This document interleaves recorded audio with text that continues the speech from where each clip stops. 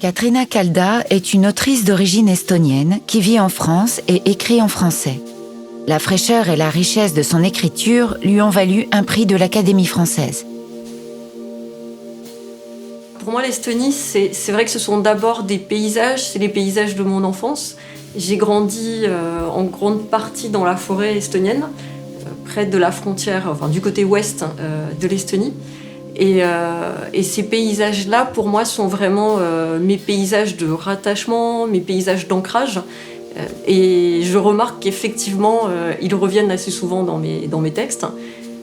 Et je pense que ça, c'est quelque chose qui est assez commun aussi à beaucoup d'auteurs estoniens, parce que nous avons probablement un rapport à la nature qui est un petit peu différent du rapport qu'on peut avoir en France, où c'est vrai qu'une grande partie de la littérature d'aujourd'hui est très urbanisée ou très rattachée à l'image de la ville. Et je remarque que moi, j'ai cette tendance à revenir beaucoup à cette proximité avec des paysages, alors qu'ils sont souvent des paysages sauvages, même si parfois ils ne sont pas ancrés littéralement en Estonie.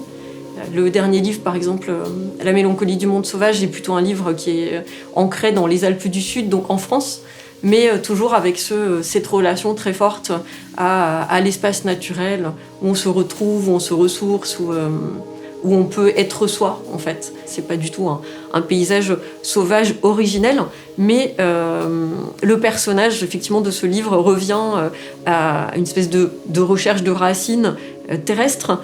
Et c'est vrai que par ce biais, on peut, encore une fois, sans doute voir un écho, en fait, de mon rapport à ce qui a bercé mon enfance et qui a été finalement une place très importante de la nature, que ce soit donc dans les paysages estoniens de l'ouest de l'Estonie, mais aussi du sud de l'Estonie, dont était originaire ma famille maternelle, puisque ma grand-mère maternelle habitait à la frontière vraiment russe, tout au sud de l'Estonie, où il y a des forêts très profondes, aussi des paysages de marécages où on allait souvent marcher quand on était enfant.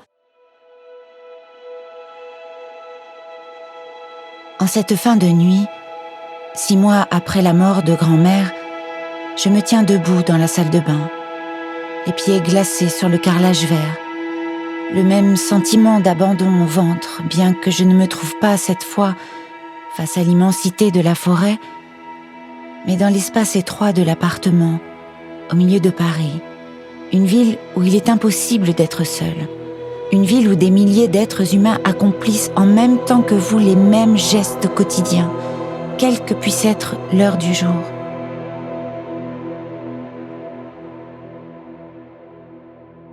La première chose que j'ai traduit par Katriina Kalda, c'était son roman estonien. L'écriture de Katriina est très travaillée. Elle est très sensible envers les nuances, envers les détails, envers les registres. Mais quand j'ai commencé la traduction, j'ai senti bientôt qu'il ne m'est pas difficile de trouver une certaine coïncidence poétique ou de trouver le niveau poétique qui convienne avec celui de l'auteur de Katriina. Le vocabulaire de Katriina est magnifique. Selon moi, selon mon expérience, c'est bien plus riche que chez la plupart des auteurs contemporains.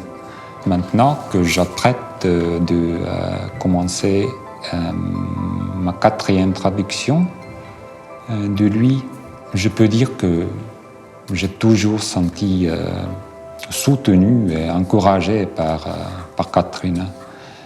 Et j'en suis reconnaissante.